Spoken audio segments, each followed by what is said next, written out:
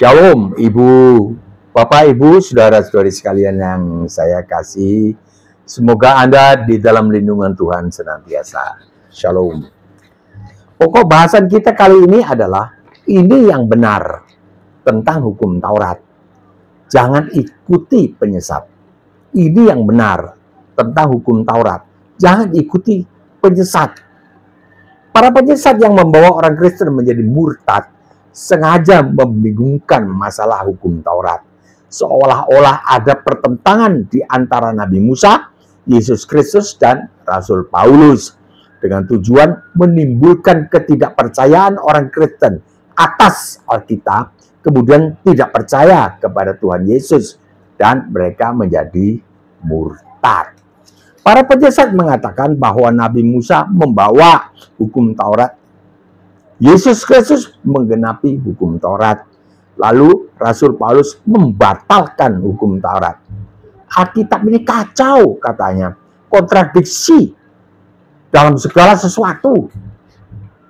Ketiga istilah ini memang tidak mudah dipahami. Dan karena itu sengaja digunakan untuk lebih mengacaukan pikiran orang Kristen yang kurang pengetahuan kekristenannya. Lalu mereka menjadi murtad. Ini Opa sajikan bahasan yang benar berdasarkan Alkitab atas tiga hal tadi. Nabi Musa membawa hukum Taurat, benar. Yesus Kristus menggenapi hukum Taurat, benar. Menggenapi bagaimana? Enggak dijelaskan, Dok. Disesatkan. Jangan mau disesatkan. Dengarin bah ini. Rasul Paulus membatalkan hukum Taurat. Mengapa? Tidak dijelaskan oleh dia. Disesatkan penjelasannya. Satu, Nabi Musa memang benar diutus oleh Allah membawa hukum Taurat, yaitu yang ditulis di atas 2 loh batu. Kita kenal dengan 10 perintah Allah. Ini benar. Tertulis di kitab Keluaran pasal 20. Musa yang diutus mengundangkan hukum Taurat. Tidak ada masalah di sini. Benar. Memang begitu. Iblis waktu di Taman Eden kan bilang begitu. Firman Tuhan diucapkan seolah-olah benar. Bukankah umat manusialah yang harus menggenapi hukum Taurat ini? Umat manusia dengan jalan melakukan perintah positif dan atau menjauhi larangannya. Negatif itu. Perintah tapi negatif, menjauhi larangannya di bawah konsekuensi hukum jika ada pelanggaran. Perintah atau larangan ditaati atau menjalani hukumannya. Itu namanya menggenapi hukum Taurat. Faktanya, umat manusia telah gagal menggenapi hukum Taurat dengan melakukan perintah atau menjauhi larangan hukum Taurat. Ini loh, secara gampang, ini kita ini di Indonesia harus menggenapi hukum pidana, KUHP. Ya. Kalau yang negatifnya, larangan, jangan mencuri. Itu menggenapi. Jadi kalau kita tidak mencuri, kita sedang menggenapi hukum pidana Indonesia, KUHP. Kalau kita mencuri, maka kita harus menggenapi juga undang-undang pidana ini, KUHP ini, di penjara. Kalau mencuri ayam ya mungkin 3 bulan. Kalau mencuri 3 triliun, nggak tahu saya. Nggak tahu, itu urusan orang besar. 3 triliun. Lumayan banyaknya. Faktanya umat manusia telah gagal mengenapi hukum Taurat dengan melakukan perintah atau menjauhi larangan hukum Taurat. Jadi harus menggenapinya dengan menjalani hukuman yang dituntut hukum Taurat, yaitu maut. Maut terpisah dari Allah sejak di dunia ini sampai kekal di neraka. Kalau melanggar undang-undang hukum pidana, ya terpisah dari keluarga karena harus diterungku di dalam penjara 3 bulan, itu terpisah dari keluarga. Kalau ini terpisah dari Allah, kalau melanggar hukum Taurat terpisah dari Allah, mulai dari dunia ini sampai kekal di neraka. Tidak ada masalah hukum Taurat yang dibawa oleh Nabi Musa yang dikatakan oleh para penyesat tadi itu. Masalahnya ada pada manusia. Kalau pada hukum Tauratnya tidak ada masalah. manusia telah gagal menunaikan hukum Taurat, perintahnya, dan menjauhi larangannya. Berikutnya, nomor 2, Yesus Kristus datang ke dunia untuk menggenapi hukum Taurat, tertulis di Matius 5:17. Ini para penyesat kan tidak menjelaskan dengan sebenarnya, dikacaukan. Jadi orang Kristen yang lemah, kurang pengetahuan, kurang pelajaran di gerejanya, lalu bingung. Menyesatkan. Mari ikuti Mbah, ini punya Opa punya penjelasan. Yesus Kristus tidak pernah gagal menggenapi perintah dan menjauhi larangan hukum Taurat. Tidak pernah gagal. Karena beliau adalah Allah sendiri yang menjadi manusia. Jadi tidak pernah gagal. Yohanes 8:46. Siapakah di antaramu yang membuktikan bahwa aku, Yesus, berbuat dosa? Nggak ada orang bisa membuktikan. Karena beliau asalnya adalah Allah yang menjadi manusia. Pak Yesus adalah Allah yang menjadi manusia. Sehingga dari asalnya beliau tidak berdosa. Dan juga tidak pernah berbuat dosa ketika berada di atas muka bumi ini. Jadi mengapakah Pak Yesus bersabda bahwa aku datang untuk menggenapi hukum Taurat di Matius 5:17? Jawab, beliau menggenapi hukuman yang dituntut hukum Taurat bagi kepentingan umat manusia. Hukuman yang dituntut oleh hukum Taurat bagi kepentingan umat manusia, bukan bagi diri beliau sendiri. Beliau tidak berdosa. Bagi kepentingan umat manusia yang telah gagal menggenapi hukum Taurat, beliau yang menggantikan.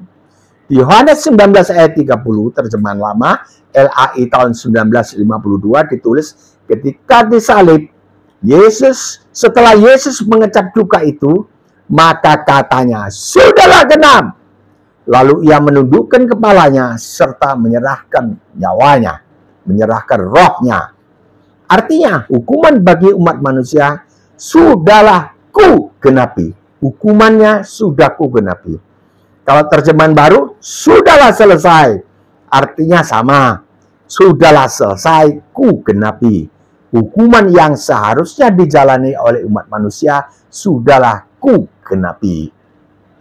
Namun, walaupun hukuman umat manusia sudah selesai dijalani oleh Sang Hakim, Yesus Kristus, beliau Sang Hakim, tapi sedang menggantikan hukuman si terhukum. Yohanes 3:17. Silakan baca sendiri ya. Jadi umat manusia sudah diselamatkan karena digantikan oleh Sang Hakim. Sebab Allah mengutus anaknya ke dalam dunia bukan untuk menghakimi dunia, melainkan untuk menyelamatkannya oleh Dia. Itu bunyi Yohanes 3:17. Beliau Sang Hakim menggantikan, menyelamatkan si terhukum. Tentu dong, hakim menyelamatkan si terhukum oleh Dia. Yohanes 3:17. Jadi umat manusia sudah diselamatkan. Semua manusia kalau mati, bukan. Kalau mau digantikan oleh Sang Hakim, luput dari hukuman Allah. Kalau mau luput. Namun umat manusia, Kristen dan non-Kristen, tetap dituntut melakukan perintah dan menjauhi larangan hukum Taurat. Loh, katanya sudah digenapi, iya. Jadi sekarang harus menggenapi perintah dan menjauhi larangan hukum Taurat versi yang lebih benar dari hukum Taurat versi lama, dari 10 perintah Allah itu. Ini keterangan yang benar, bukan seperti dikacaukan oleh para penyesat ini. Jangan mau disesatkan di YouTube itu, jangan mau. Opa tidak akan sebutkan disesatkan kemana, sudah tahu sendirilah. Sesatnya, murtadnya kemana. Kita bisa baca di Matius 5 ayat 20 sampai 48. 6 contoh hukum Taurat versi baru yang tetap berlaku selama masih ada langit dan bumi. Berlaku untuk semua orang. Mau Kristen, tidak Kristen, berlaku ini. Versi lama, hukum Taurat versi lama. Jangan membunuh. Versi baru, jangan marah dan maki-maki.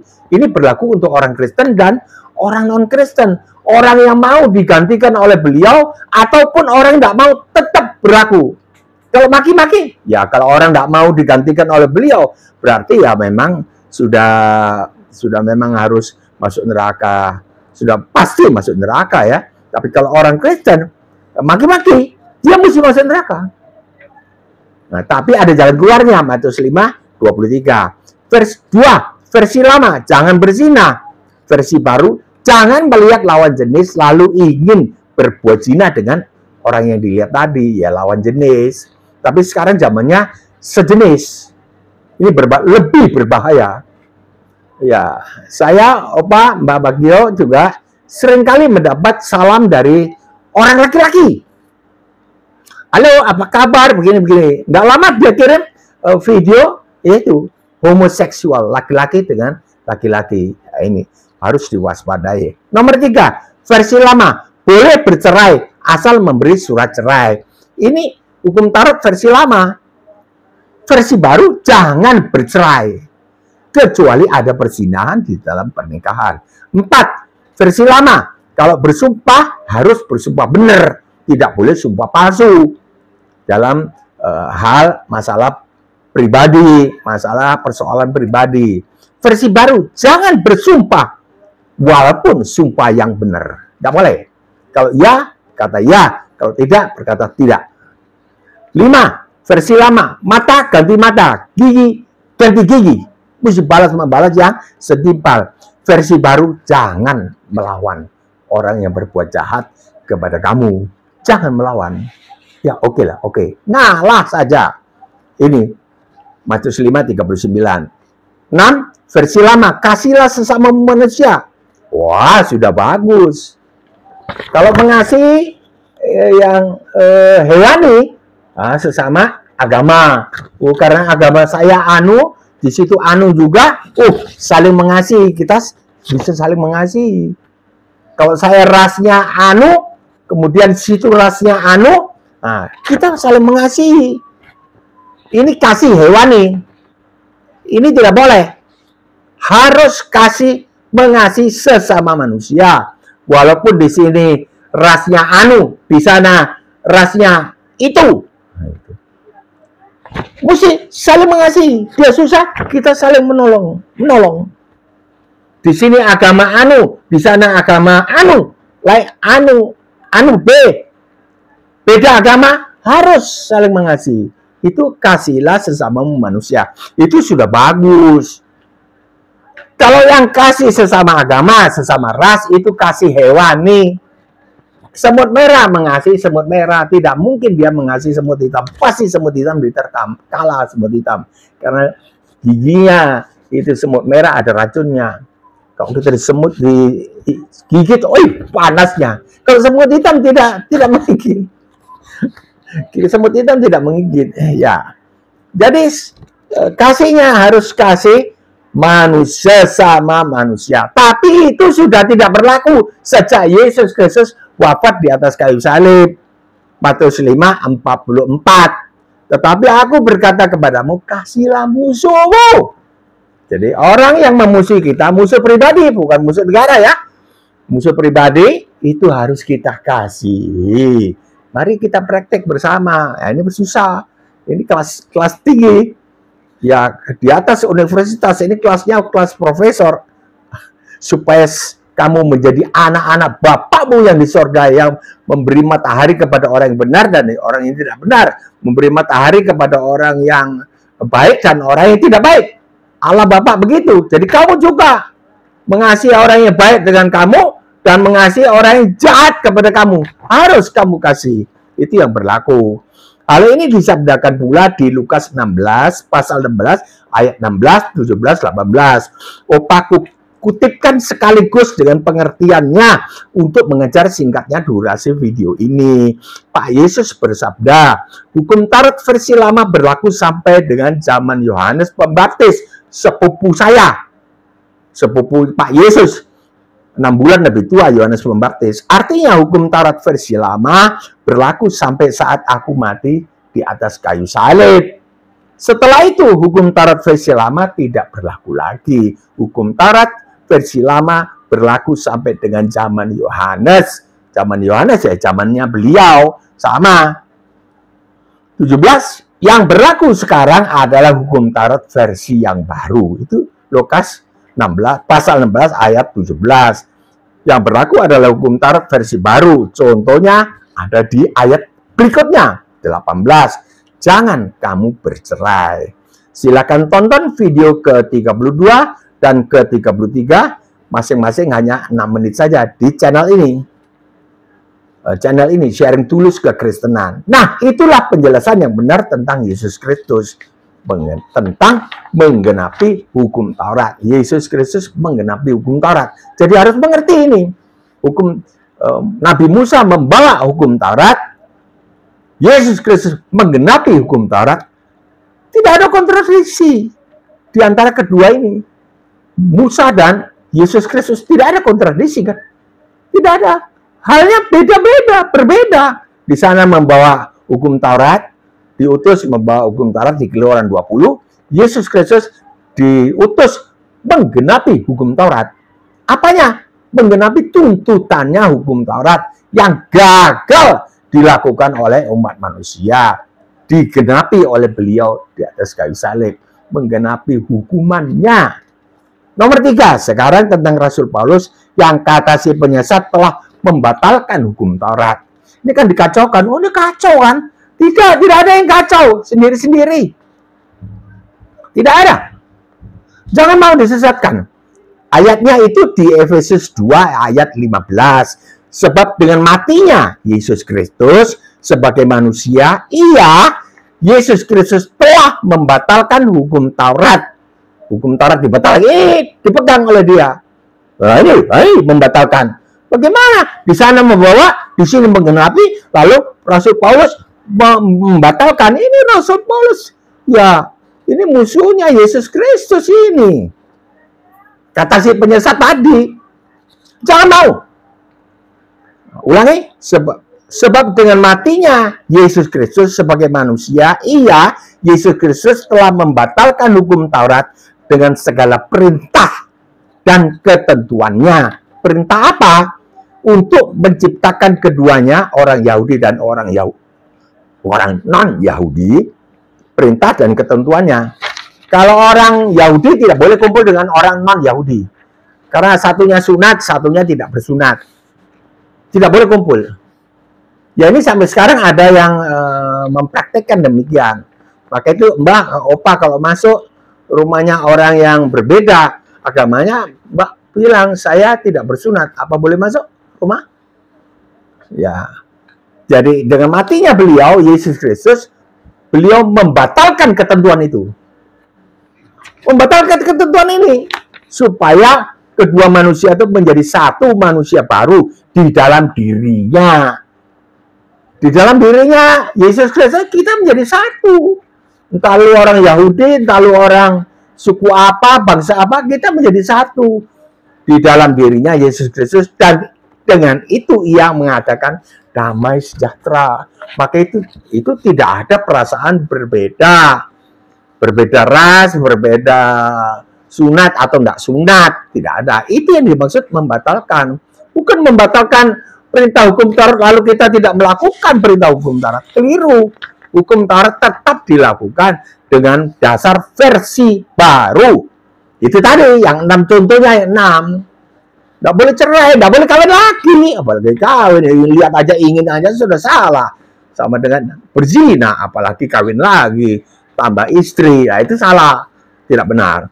Maksud ayat tadi adalah wafatnya Yesus Kristus di atas kayu salib telah membatalkan hukum Taurat perihal semula tidak boleh berkumpulnya orang Yahudi dengan orang non-Yahudi. Tidak boleh kumpul. Ini dibatalkan. Orang yang bersunat dan orang yang tidak bersunat itu tidak boleh kumpul. Sekarang sejak wafatnya Yesus Kristus, dua golongan orang ini boleh berkumpul. Orang Efesus adalah bukan Yahudi dan tidak bersunat. Ini di mana Rasul Paulus menulis kepada orang di Efesus. Pakai ini surat Efesus. Surat Efesus 2 ayat 15. Sejak wafatnya Yesus Kristus dipersatukan kedua golongan ini ke dalam kewargaan Israel. Termasuk orang Kristen di Indonesia digolongkan menjadi Israel rohani. di dalam Kristus Yesus. Israel rohani, walaupun saya ya orang Kristen, saya aja tidak setuju dengan tindakan, dengan sikapnya Mr. Netanyahu yang mengadakan pembunuhan massal, genocide. Tidak benar. Pembunuhan musuh masuk neraka itu. Kesimpulan, satu, ketika topik yang sama-sama mengandung kata hukum Taurat telah diaduk dan disajikan kepada orang Kristen yang lemah pengetahuan dan tidak kuat imannya, sebagai ada kontradiksi. Padahal sama sekali tidak ada kemungkinan untuk dipertentangkan. Tidak bisa. Memang beda-beda kok. Satu dengan yang lainnya. Tidak ada kemungkinan mau dipersatukan, ditabrakkan, tidak mungkin. Nabi Musa membawa hukum Taurat, kisah sendiri. Yesus Kristus mengenapi hukum Taurat, perihal sendiri. Rasul Paulus membatalkan hukum Taurat, perihal disatukannya dua golongan. Sendiri juga, tidak ada pertentangan. Dua, waspadalah dan mari kita mempelajari dasar kekristenan dengan lebih bersungguh-sungguh dan jangan mau disesatkan, jangan mau. Perdalam basic Christianity. Jika berkenan bisa di channel ini sharing tulus kekristenan atau di channel yang satunya Murtadin perlu tahu ini. Sampai di sini dulu. Saya mohon pamit undur diri.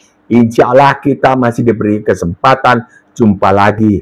Kiranya turunlah segala berkat keselamatan di tengah-tengah para penonton video ini, luput dari penyesatan, disertai berkat jasmani ekonomi yang berkecukupan beserta dengan keluarganya di dalam nama Tuhan Yesus Kristus. Amin. Pertanyaan atau sanggahan bisa disampaikan di kolom komentar atau langsung kepada saya, Mbah Opa Bagio Bahagia, 085298981948. Tekan subscribe, Anda akan selalu dikirim video yang baru. Bagikanlah video ini kepada teman atau keluarga. Terima kasih. Sampai jumpa besok atau lusa, 10 menit saja, atau bahkan diusahakan kurang dari itu. Insya Allah, salam damai sejahtera.